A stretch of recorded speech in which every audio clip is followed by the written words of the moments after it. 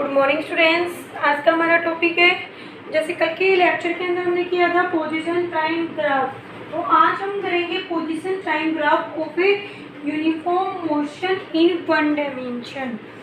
Position time graph in uniform motion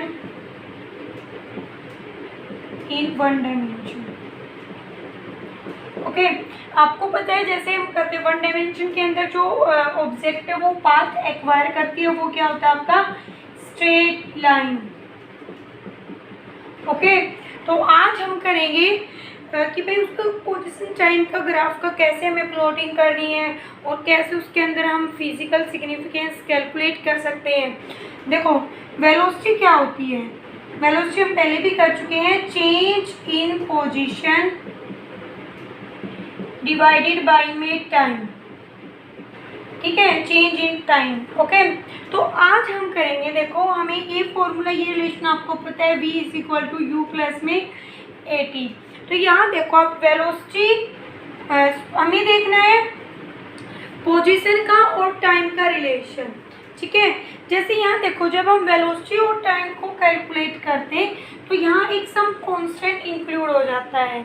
ठीक है, तो अब हम ऐसा ही जैसे कल के लेक्चर में हमने ये किया था, जो change in position velocity is equal to, हमने ये कर दिया था चेंज इन पोजीशन कैलकुलेट करनी है आपने, तो change in position is equal to velocity into में टाइम। ठीक है, इस केस के अंदर हमने ऐसे कर दिया था, जैसे हमने 2 पॉइंट लिया था तो हमने ऐसे किया था x2 माइनस के x1 is equal to velocity into में t2 माइनस के t1, चेंज इन टाइम। तो आज हम करेंगे, हम लेट कर लेते हैं, कंसीडर करेंगे कि भाई इनिशियल जब आपका टाइम 0 हो, ओके, क्या अजम्पशन है, वन डायमेंशनल का ये मोशन है, जब आपका टाइम t0 हो, x को मान लेते हैं x0, मतलब टाइम t0 पे उसने कुछ पोजीशन एक्वायर्ड पहले से कर रखी है। ओके, मतलब वो x0 पोजीशन के ऊपर बैठा था जब टाइम t0 था। फिर टाइम इक्वल टू t1 होता है तो मान लेते हैं x is equal to x1, time t2 होता है तो x मान लेते हैं x2। ठीक है, इनिशियल पोजीशन हमारी क्या थी x0, जब टाइम क्या था हमारा 0 सेकेंड। तो अब हमें यहाँ से देखो क्या करना है, वेलोसिटी का फॉर्मूला निकालेंगे। ओके, तो यहाँ पे देखो हम जैसे ही वेलोसिटी पोजीशन कैलकुलेट करेंगे, position is the sum function of the time. Okay, तो यहाँ पे देखो जब t0 था तो एक कांस्टेंट तो ऐड होगा ही, क्योंकि उसकी तो पोजीशन उस टाइम पे तो हमने कैलकुलेट नहीं की थी। अब वो पोजीशन कितनी है x0 प्लस में वेलोसिटी इनटू में time. Position is the function of time at any time t। Position को हम कैसे डिनोट करेंगे, x0, ये क्या है उसकी इनिशियल पोजीशन। ठीक है, और ये फिर हमने उस फॉर्मूले से कैलकुलेट कर दिया। वेलोसिटी क्या होता है, पोजीशन बाय टाइम, तो पोजीशन हमारा कैलकुलेट हो जाएगा वेलोसिटी इनटू में टाइम। तो अब हम जैसे ग्राफ की प्लॉटिंग करते हैं, ठीक है, तो यहाँ से क्या है ये पोजीशन, यहाँ से आपका होगा टाइम। तो जब t0 था तो पोजीशन क्या है आपकी x0, जो कि मैंने यहाँ ले ली, यहाँ हमने ले ली x1 और यहाँ पॉइंट ले लिया हमने x2। ऐसे t0, t1, t2, t3। Okay, तो जब t0 था तो आपका पोजीशन यहाँ से ग्राफ होगा, ये क्या हो गया आपका x0। उसके बाद जब टाइम t1 था तो आपका पोजीशन है x1, जब आपका टाइम t2 है तो आपकी पोजीशन है x2, ये t2 है यहाँ। अब इन तीनों पॉइंट को आप स्ट्रेट लाइन ड्रॉ कर दो। देखो ये ग्राफ भी तो क्या एक स्ट्रेट लाइन है, बट अब इसका जो ओरिजिन है, ये ओरिजिन से स्टार्ट ना होकर किसी फाइनाइट पॉइंट से स्टार्ट हो रही है, और उस फाइनाइट का पॉइंट का नाम है x0, जो कि क्या आपकी इनिशियल पोजीशन।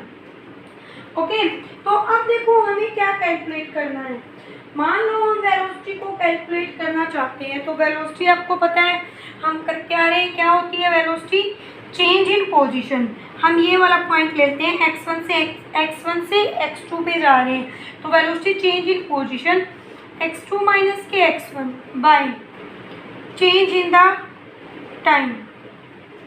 टाइम क्या है, t2 माइनस के t1। ओके, इस तरह से हमने ये कैलकुलेट कर लिया। अब देखो हमें कुछ वेलोसिटी का कोई फिजिकल सिग्निफिकेंस देखना है।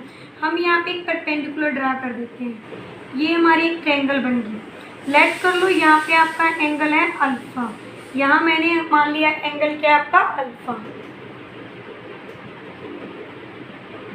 ओके, तो अब देखो हमें क्या निकालना है, वेलोसिटी क्या होती है, change in position. Change in position मतलब ये आपका पैरामीटर किसके इक्वल है, x2 माइनस के x1, और चेंज इन टाइम मीन्स ये टर्म t2 माइनस के t1, क्योंकि इस पॉइंट पे तो टाइम t1 था और इस पॉइंट पे t2, तो डिफरेंस क्या हो जाएगा t2 माइनस के t1।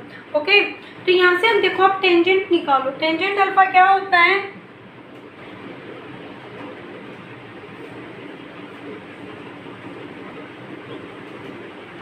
टेंजेंट अल्फा होता है आपका परपेंडिकुलर बाय में बेस।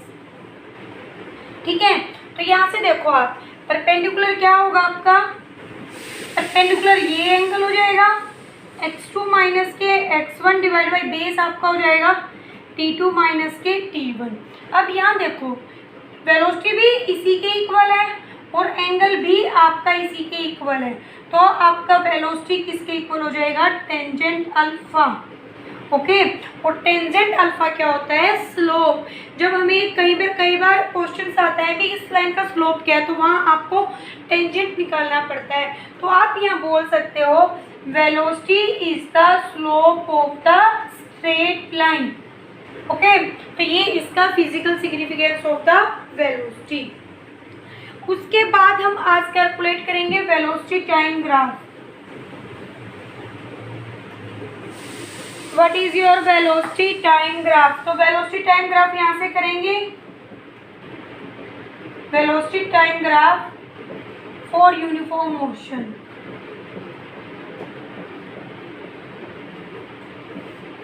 देखो यूनिफॉर्म मोशन के अंदर आपकी वेलोसिटी कांस्टेंट होती है, तो सबसे पहले आपको यही पता होना चाहिए, for uniform motion velocity is constant. इसका मतलब कितना ही टाइम बढ़ाते जाओ वेलोसिटी के ऊपर कोई फर्क नहीं पड़ेगा। तो यहाँ हमने ग्राफ प्लॉटिंग कर दी वेलोसिटी के बीच के अंदर, और यहाँ हमने कर दिया टाइम के। तो वेलोसिटी कांस्टेंट मतलब कोई भी आप टाइम की वैल्यू लो, 0, t1, t2, t3, इनके सबके अकॉर्डिंग एक ही वेलोसिटी होगी। मैंने मान लिया वेलोसिटी v0 है। ओके, तो ये देखो यदि हम रेफरेंस पॉइंट मान लो आप किसको ले रहे हो, ये t0 था, t1 था, मतलब आप यदि रेफरेंस पॉइंट को 1 को ले रहे हो, मतलब ओरिजिन से राइट हैंड ले रहे हो, ये क्या है राइट हैंड साइड। तो इस पे यहाँ देखो आप सारा का सारा क्या, टाइम भी पॉजिटिव टेकन करेंगे, पोजीशन भी पॉजिटिव होगा, तो आपका वेलोसिटी टाइम ग्राफ होगा अपर साइड के अंदर, मतलब यहाँ पे, क्योंकि यहाँ वेलोसिटी भी पॉजिटिव होगी और टाइम भी पॉजिटिव होगा।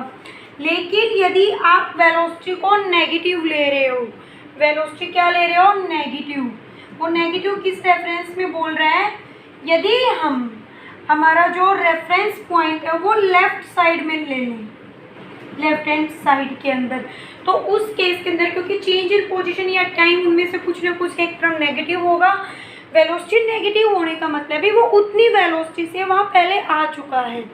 ठीक है, ये नहीं है कि वेलोसिटी इसमें केवल वो बता रहा है कि वो इतने टाइम पहले वहाँ आ चुका है, इस वजह से हमने नेगेटिव लिया है।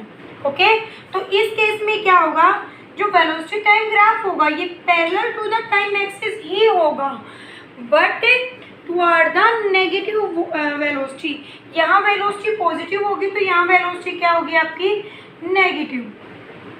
ओके, तो उसके बाद यदि हमें निकालनी है डिस्प्लेसमेंट, इसका यूज हम कर सकते हैं फॉर फाइंडिंग द डिस्प्लेसमेंट।